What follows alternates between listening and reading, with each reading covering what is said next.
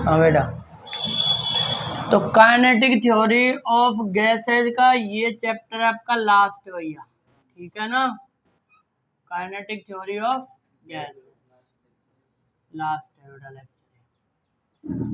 इसमें होना क्या है, कल मैंने आपको बताया था कि जो प्रेशर का फॉर्मूला था 1/2 रो वी बार पे स्क्वायर, इसके बेसिस पर हमारा बॉयल का लॉ और चार्ल्स लॉ और एक और था हेलो-साक्स लॉ, ये सारे कल हमारे प्रूफ हो चुके थे। ठीक है, तो चलो इसको अब कर लेंगे, ठीक है भैया। तो इसमें हम स्टार्ट करते हैं आज तीसरे वाला जो लॉ है, इसको बोलते हैं गैलो-साक्स लॉ, ठीक है ना भाई। इसमें होता क्या है कि जो किसी भी गैस का प्रेशर जो है, दाब जो है, वो उसके परम ताप के समानुपाती होता है एट कांस्टेंट वॉल्यूम, ठीक है भैया, स्थिर आयतन पर। अब यहां से because P is equal to 1/3 m/v और v बार पे स्क्वायर, ठीक है ना। G कांस्टेंट है और ये भी कांस्टेंट है, और हमने पहले ही कहा है कि इसमें आपका वॉल्यूम कांस्टेंट होता है, वॉल्यूम कांस्टेंट होता है। अब यहाँ पर क्या है, बिकॉज v बार पे स्क्वायर भी डायरेक्टली टू t बरंगमात मूल चाल RMS का जो स्क्वायर है वो उस गैस के परम ताप के समानुपाती होता है। तो यहां से आपका therefore P will be directly to v bar पे स्क्वायर और it implies that P will be directly to capital T। अर्थात किसी भी गैस का अगर वॉल्यूम कांस्टेंट हो, अमाउंट फिक्स हो, तो उसका जो दाब होता है, प्रेशर जो होता है, वो उसके परम ताप के समानुपाती होता है, ठीक है बेटा। इसके बाद फोर्थ वन करते हैं प्रूफ। हम कौन सा भाई, एवोगैड्रो लॉ, इसको हमें करना है प्रूफ, आवागाद्रो का नियम।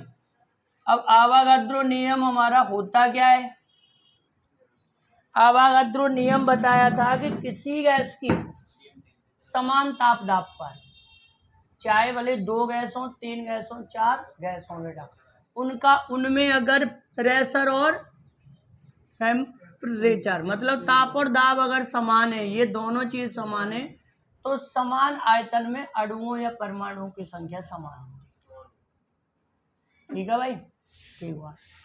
अब यहां से आपका क्या है कि बिकॉज यहाँ पे P इज इक्वल टू होता है 1/3 m/v बार पे स्क्वायर। अब ये जो कैपिटल M है इसको मैं कर सकता हूं m into n upon v into v bar पे स्क्वायर। इधर m क्या है, मास ऑफ वन मॉलिक्यूल बेटा, और n क्या है, उसके अंदर अणुओं या परमाणुओं की संख्या, the number of molecules of और एटम, ठीक है बेटा, 3 हो गया। अब इसमें बताया कि अगर आपके पास 2 गैस है, एज्यूम कर लो आपके पास में 2 गैस है और दोनों गैस का जो प्रेशर है वो कैसा है, सेम है, तो P1 इक्वल्स टू P2 भाई। तो यहाँ से 1/3 और यहाँ पर आ जाएगा m1n1 अपॉन v इंटू यहाँ से आपका v बार पे square is equal to 1/3 m2n2 upon v2 bar पे स्क्वायर। यहाँ पर क्या है, समान ताप दाब पर गैस के समान आयतनों में, है ना, at constant temperature and pressure in the same volume of gases, तो यहाँ पे आयतन समान है, हट गए भाई। तो यहां से आपका आ गया m1n1 v बार पे square is equal to m2n2 v2 bar 2 पे स्क्वायर। इक्वेशन फर्स्ट, इतने तक कोई परेशानी भाई। मैंने तुमसे पहले ही कहा था कि इस चैप्टर में ये वाला जो इक्वेशन है ये इंपॉर्टेंट है बहुत, ओके भैया। अब यहाँ पर एक चीज और क्या है, ये तो हमारी कंडीशन आ गई कि जब समान दाब था और समान आयतन था, मतलब ये जो हमारा इक्वेशन फर्स्ट आया है ना, ये कहाँ से आया है, कि दोनों गैसेस का प्रेशर सेम है और वॉल्यूम भी सेम है। अब एक जो थर्ड पैरामीटर जो बच गया है तीसरा, वो क्या है कि दोनों का ताप भी समान है, टेम्परेचर इज सेम। अगर आपको पता है कि अगर ताप समान है तो इसका मतलब हुआ कि काइनेटिक एवरेज काइनेटिक एनर्जी, औसत गतिज ऊर्जा अणुओं की समान होगी, क्योंकि kinetic energy depends only on temperature. तो इसका मतलब हुआ यहाँ से 1/2 m1 v1 बार पे square is equal to 1/2 m2 v2 bar 2 पे स्क्वायर। इन दोनों को अगर काट दो तो m1 v1 बार पे square is equal to m2 v2 bar 2 पे स्क्वायर। इक्वेशन सेकंड, भाई कोई डाउट? अरे आवागाद्रो लॉ जब अप्लाई होता है तो वहां पे कंडीशन होती है हिंदी में समान ताप और दाब पर सभी गैसों के समान आयतनों में अणुओं या परमाणुओं की संख्या समान होती है। ठीक है बेटा, एट कांस्टेंट या फिर same at same temperature and pressure in the same volume of all the gases the number of molecules और एटम्स विल बी सेम। ठीक है, तो प्रेशर से और वॉल्यूम से इक्वेशन फर्स्ट आ गया और ताप से इक्वेशन सेकंड आ गया। अब मैंने क्या काम किया कि इक्वेशन फर्स्ट में मैंने इक्वेशन सेकंड का डिवाइड, इक्वेशन फर्स्ट किया m1 n1 v1 बार पे स्क्वायर में मैंने डिवाइड कर दिया m1 v1 बार पे square is equal to m2 n2 v2 bar पे square is equal to m2 n2। दोनों को अगर मैं काट दूं, सॉरी ये बेटा v2 बार पे स्क्वायर है ना, तो यहां से आपका आ जाएगा क्या, n1 is equal to n2। It is Avogadro. अगर समझ में नहीं आया हो तो बताओ। और आवागाद्रो ने एक बात और ये भी कही थी, क्या, कि किसी भी गैस के एक मोल में अणुओं या परमाणुओं की संख्या 6.023 इंटू 10⁻23 होती है। In 1 mole of any gas, the number of molecules or atom in a gas be equal to 6.0223 into 10⁻23, and this number is said to be Avogadro number. इसी संख्या को हम आवागाद्रो संख्या कहते हैं। और इसका सिंबल आता है आपका Na is equal to 6.023 into 10⁻23।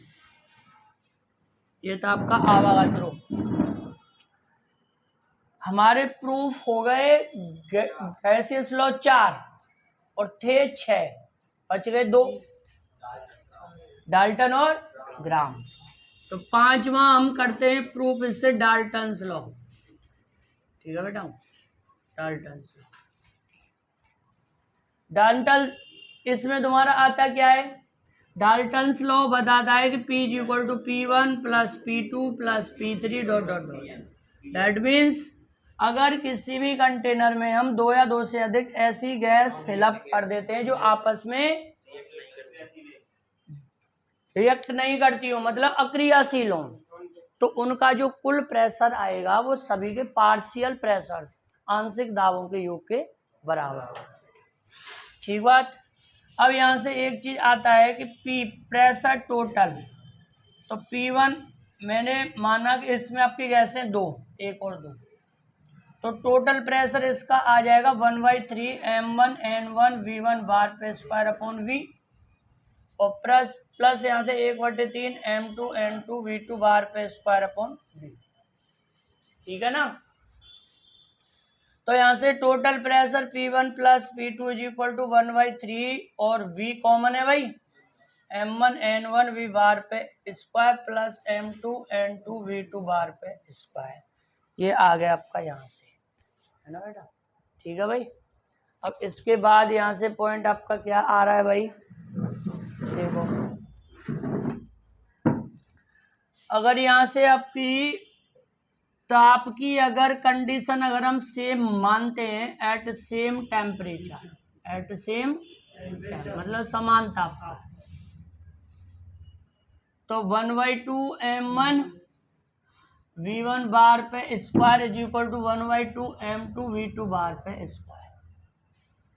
मतलब इनको अगर मैं काट दूं तो m1 V1 बार पे square is equal to m2 V2 bar पे स्क्वायर, और इसको मैं मान लूँ आपका टोटल यहाँ पे mv बार पे स्क्वायर। तो इस वाले इक्वेशन से आपका आ जाएगा कि P1 plus P2 is equal to 1/3, और यहाँ से आपका वॉल्यूम बार है ये, तो यहाँ से आपका आ जाएगा क्या रहे, और mv बार पे स्क्वायर n1 प्लस n2। अब n1 प्लस n2 क्या है, दोनों गैसेस के टोटल नंबर ऑफ एटम्स और मॉलिक्यूल्स, दोनों के अणुओं और परमाणुओं की कुल संख्या। तो यहाँ से P1 plus P2 is equal to 1/3 total number into mass into V bar पे स्क्वायर अपॉन वॉल्यूम। ये क्या बन जाएगा, total mass 1/2 m V bar पे स्क्वायर अपॉन वॉल्यूम। अब अगर मैं इस गैस के पूरे प्रेशर की बात करूं जो इसमें दोनों गैसेस भरी हुई हैं, तो total pressure P is equal to 1/3, total mass है ना भैया, टोटल वॉल्यूम, और यहाँ पर आपका बेटा अगर ताप समान है तो वी बार पे स्क्वायर में सेम होगा। इसका मतलब है P will be equal to P1 plus P2। ये आता है आपका डाल्टन्स लॉ। डाल्टन्स लॉ समझना क्या है शॉर्ट में, कि समान ताप पर अगर ऐसी, मतलब हमने एक किसी कंटेनर में, किसी पात्र में 2 या 2 से अधिक ऐसी गैसेस भर दी हैं जो आपस में अक्रियाशील है ना बेटा। इसका अर्थ है कि उनमें आपस में कोई केमिकल रिएक्शन नहीं होती है, तो उनका जो वो जो मिक्सचर बनेगा, उसका जो टोटल प्रेशर आएगा ना, वो सभी गैसेस के सेम वॉल्यूम के लिए अलग अलग पार्शियल प्रेशर्स, आंशिक दाबों के कुल योग के बराबर है। अगर 2 है तो 2, 3 है तो 3, 4 है तो 4। इसमे't आपका ये वाला था टेलुसाक लॉ, ये अवागाद्रो लॉ, और ये डाल्टन लॉ। उतारो। इसके बाद छठवा लेव आता है कौन सा, ग्राम्स फ्यूजन लॉ। कौन सा, फ्यूजन लॉ, इसको बोलते हैं ग्राम का विसरण का नियम। ठीक है बेटा, इसका मतलब अगर तुम्हारे पास में ये क्या है, कोई कंटेनर है, पात्र है, और इससे यहाँ से ना अगर यहाँ पे कोई क्या है, गैस है, अगर कोई गैस बाहर आती है तो उसको हम बोलते हैं क्या, रेट ऑफ डिफ्यूजन, मतलब विसरित होने की दर,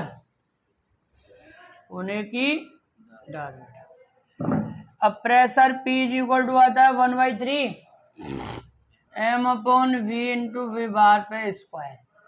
ठीक है ना बेटा। अब इसका तुम्हारा मतलब आता है यहाँ से क्या भाई,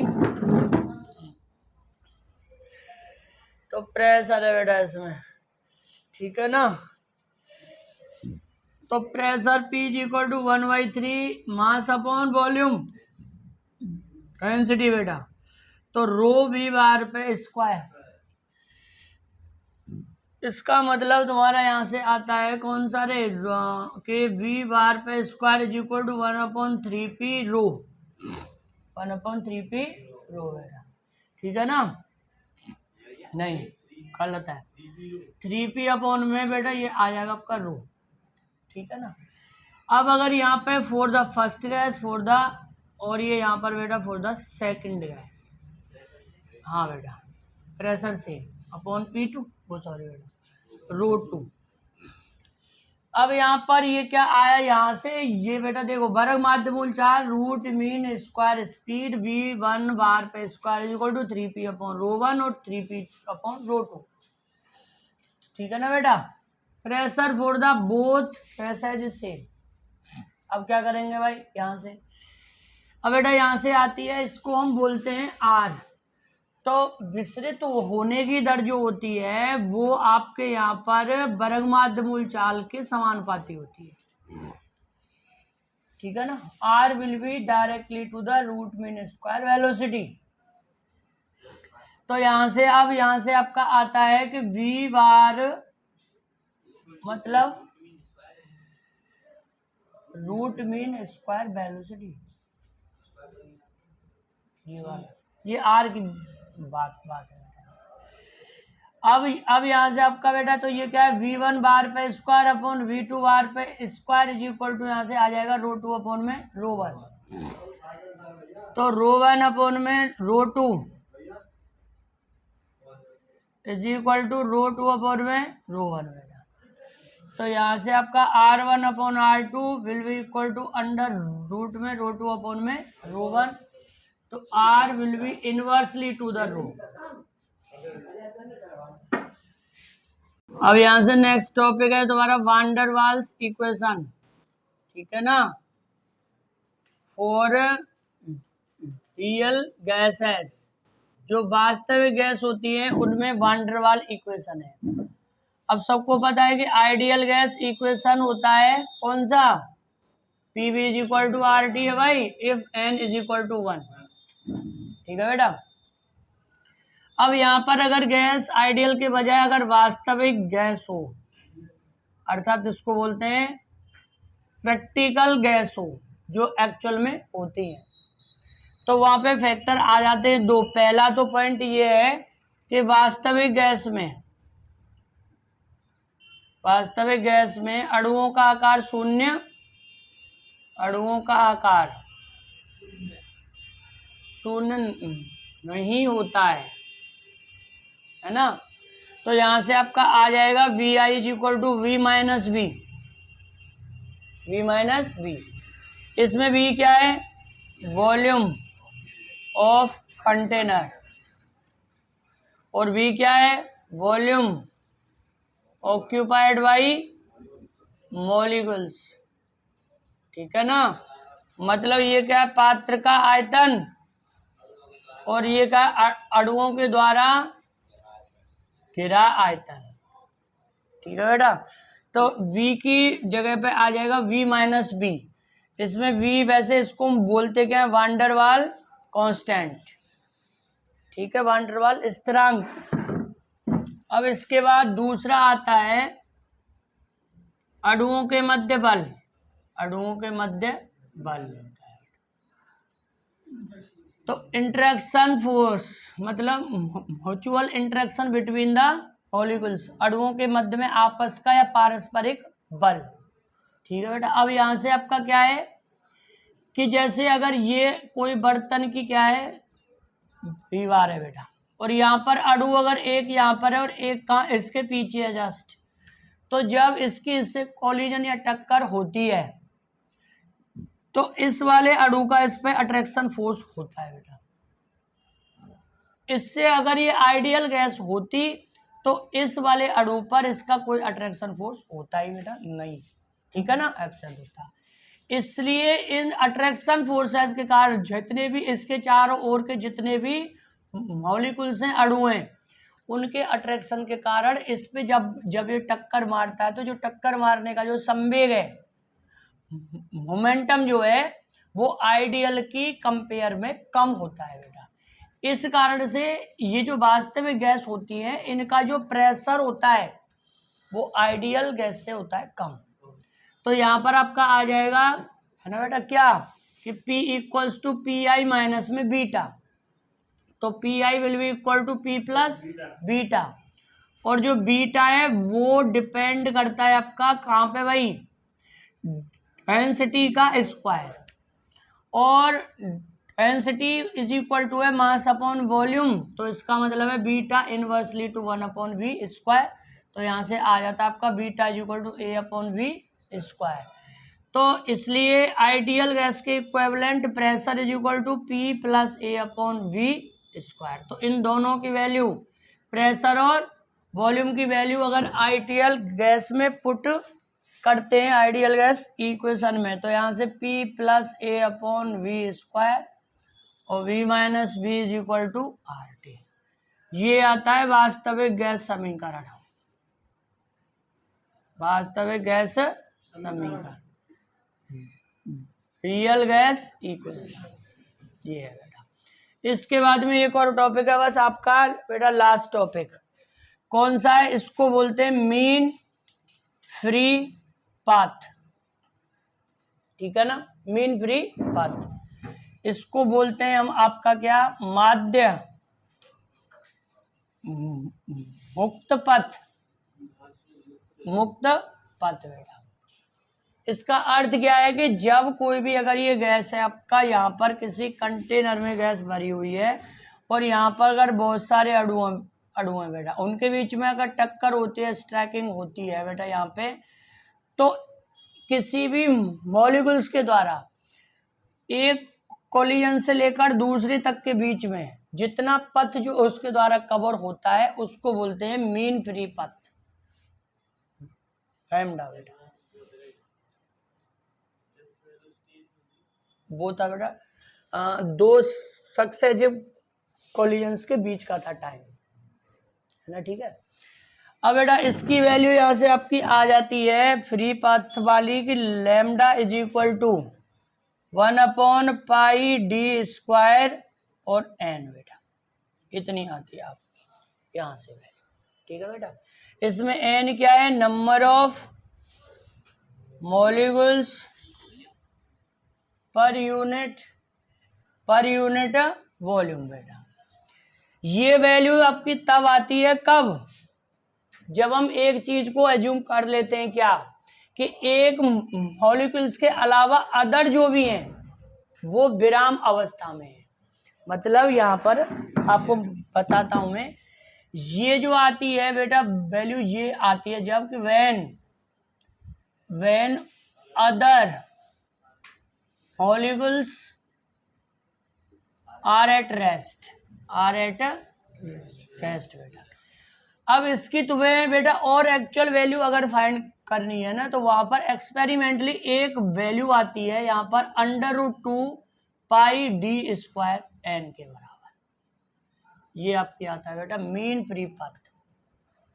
अगर यहाँ पर ये तो तुम्हारा मैथ के हिसाब से ये वैल्यू फाइनली तब आती है कब, जब हम इस चीज को एज्यूम कर लेते हैं कि इस एक मॉलिक्यूल के अलावा अदर जो भी है दे आर एट रेस्ट बेटा।